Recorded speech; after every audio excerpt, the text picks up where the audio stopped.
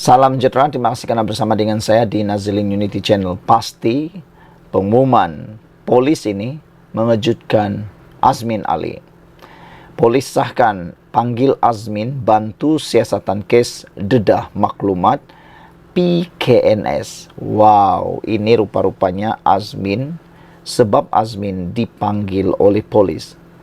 Polis Selangor mengesahkan telah memanggil Adun Hulu Kelang Mohamed Azmin Ali untuk hadir ke Ibu Pejabat Polis Daerah Shah Alam bagi dirakam keterangan mengikut Seksyen 112 Kanun Acara Jenayah. Ketua Polis Selangor Hussein Omar Khan berkata, rakaman keterangan itu diperlukan bagi membantu siasatan kes berkaitan pendedahan maklumat mengikut Seksyen 203A Kanun Keseksaan. Hussein berkata siasatan itu dimulakan ekoran satu laporan polis oleh seorang pegawai Perbadanan Kemajuan Negeri Selangor PKNS pada 14 Mac yang mendakwa dokumen sulit perbadanan terbabit dibocorkan. Pegawai itu mendakwa beberapa maklumat yang tidak tepat didedahkan kepada umum yang dikuatiri boleh menjejaskan imej serta nama baik PKNS. Kehadiran Mohamed Azmin Ali adalah bagi membantu siasatan kebocoran maklumat tersebut, bukannya mengenai perkara dibangkitkan di Dewan Undangan Negeri Selangor pada 28 Februari lalu, katanya dalam kenyataan hari ini. Hussein berkata setakat ini 15 saksi telah dipanggil untuk dirakam keterangan bagi membantu siasatan. Sehubungan itu, Hussein menasihatkan orang ramai agar tidak membuat sebarang spekulasi yang tidak tepat sehingga selesai siasatan polis.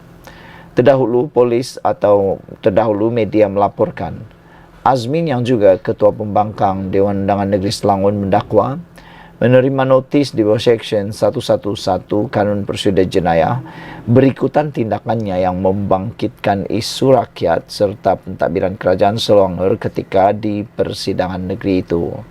Satu komen daripada netizen berkait isu ini ialah, Red Parrot kata, PDRM selepas ini perlu bertegas, keluarkan waran tangkap kalau perlu, katanya. Pendedahan maklumat rahsia sesuka hati dan ditokok tambah dengan maklumat tidak tepat boleh menjejaskan imej dan reputasi PKNS, sebuah agensi kerajaan negeri Selangor yang sangat terkenal. Peruntukan undang-undang sangat jelas dan sesiapa yang sengaja melanggarnya harus bersedia menerima hukumannya. Sekian dulu untuk kali ini. Jangan lupa tinggalkan komen Anda, tekan butang subscribe.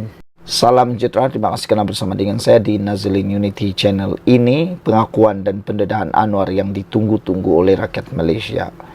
Anwar kata kerajaan tak akan campuri proses kehakiman agensi penguat kuasa. Inilah yang sepatutnya berlaku di Malaysia, iaitu kerajaan tak campur tangan proses kehakiman serta agensi penguatkuasa.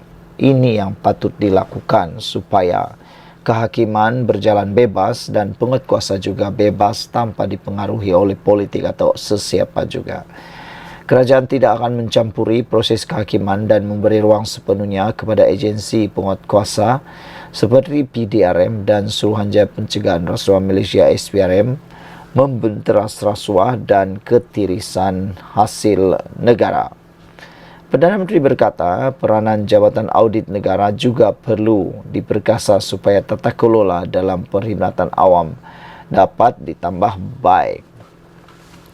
Hal ini kita tekankan untuk mendapat dukungan dan bertindak dengan begitu tegas dan baik serta menjalin perkhidmatan awam yang lebih teratur, bersih daripada rasuah, kelembapan dan kemalasan.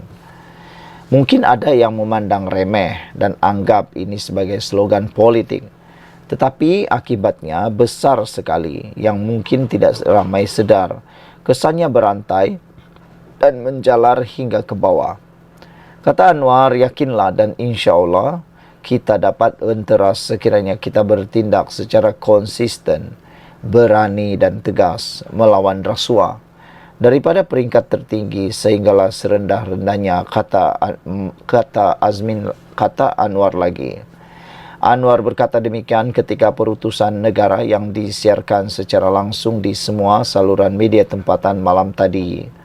Dalam masa sama, Perdana Menteri meluahkan keyakinan isu rasuah dapat diselesaikan jika dibentera secara konsisten dan tegas. Tegasnya, perkara itu dapat dilihat dalam tender terbuka projek rancangan tebatan banjir yang mampu jimat uang rakyat sehingga 2 bilion ringgit.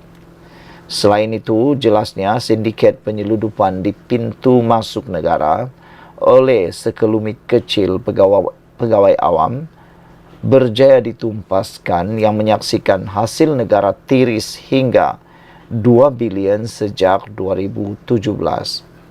Kementerian Perdagangan Dalam Negeri dan Kos Sara Hidup KPDN pula katanya melancarkan ops tiris bagi membenteras penyeludupan diesel yang selama ini amat merugikan, manakala kartel minyak masak, ayam dan telur dipecahkan supaya harga dan bekalan terkawal dalam meredakan kos sara hidup. Apakah angka-angka ini tidak bermakna untuk kita, kata Anwar?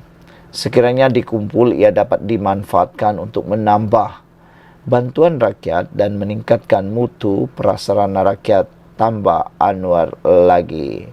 Saudara-saudara sekalian, inilah yang sepatutnya dibuat, inilah yang sepatutnya kita ada, yaitu kerajaan tidak akan campuri proses kehakiman dan juga agensi penguat kuasa. Ini yang kita mahukan. Tiada campur tangan daripada kerajaan dalam bidang kehakiman dan tiada campur tangan oleh kerajaan dalam agensi penguat kuasa, khususnya SPRM dan PDRM. Maka dengan itu negara kita akan lebih dihormati, negara kita akan lebih maju dan tidak ada sebarang unsur yang ditakuti oleh dua perkara ini, yaitu kehakiman dan penguat kuasa.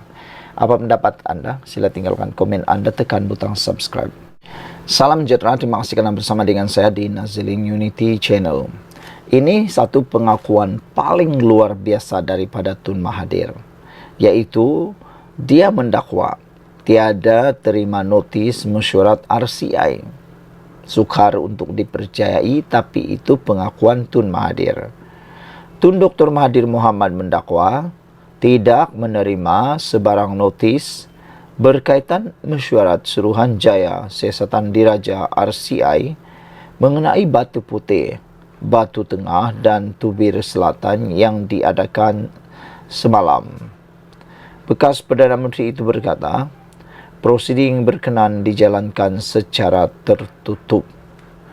Menurut mantan ahli Parlimen Langkawi itu, undang-undang mewajibkan kehadirannya atau peguam sepanjang prosiding itu berjalan sehingga ia selesai. Bagaimanapun saya mahu menerang, memberi penjelasan atau mempertahan diri. Jika saya atau peguam tidak dibenarkan hadir sepanjang prosiding itu berlangsung. Prosiding tertutup ini bersidang hari ini semalam tanpa sebarang pemakluman kepada mana-mana pihak dan diadakan secara rahsia, jelasnya dalam kenyataan semalam. Tegasnya, selain memohon hak untuknya atau peguam hadir dalam prosiding RCI berkenan, Tun Mahathir berkata peguam beliau juga membuat beberapa permohonan lain. Ini termasuklah memohon penarikan diri Tun Mad Raus Sarif, pengerusi RCI, Datuk Dr. Baljit Singh Sidhu, Pesuruhja RCI, dan Datuk Muhammad Rida Abdul Kadir, Pesuruhja RCI, kerana wujudnya konflik menurut Mahathir lagi.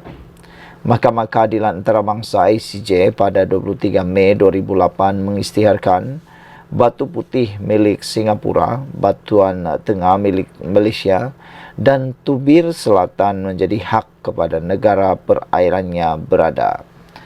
Bagaimanapun, Malaysia memohon kepada ICJ supaya mentaksirkan penghakiman pada tahun 2017 memandangkan kedudukan Batu Putih yang hanya kira-kira 14 km nautika dari pantai Tanjung Yusof, Johor berbanding 25.5 batu nautika kilometer dari Singapura.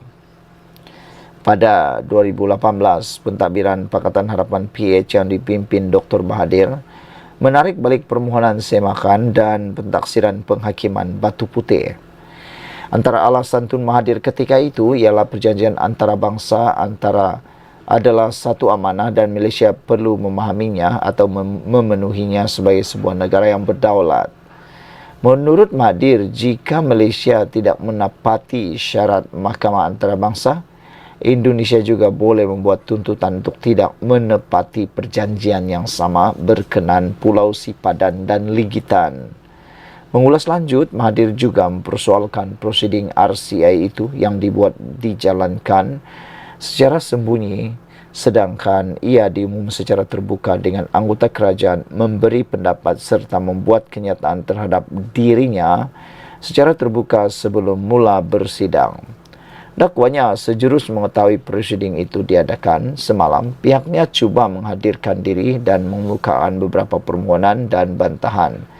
Semua permohonan dan bantahan itu ditolak dan prosiding RCI itu akan diteruskan secara tertutup. Sebelum ini banyak tuduhan dibuat terhadap saya secara terbuka dan ini termasuk kononnya saya membuat keputusan terhadap rayuan kes Batu Putih itu secara sendirian atau sembunyi. Kata Tun Mahathir, ini tidak benar dan sepanjang ingatan saya sebelum saya membuat keputusan saya rujuk kepada pejabat peguam negara serta mendapat pandangan peguam berkenan. Setelah itu, saya bentangkan kepada anggota kabinet dan mereka bersetuju untuk tidak meneruskan rayuan berkenan, kata Tun Mahathir. Mahathir menambah, antara anggota kabinet yang hadir pada ketika itu ialah Datuk Seri Dr. Wan Azizawan Ismail, Anthony Lok, Gobind Singh, Dr. Seri Muhammad Sabu dan semuanya boleh dilihat dalam rekod kerajaan. Sekian untuk kali ini, jangan lupa tinggalkan komen Anda, ikuti terus ulasan selepas ini.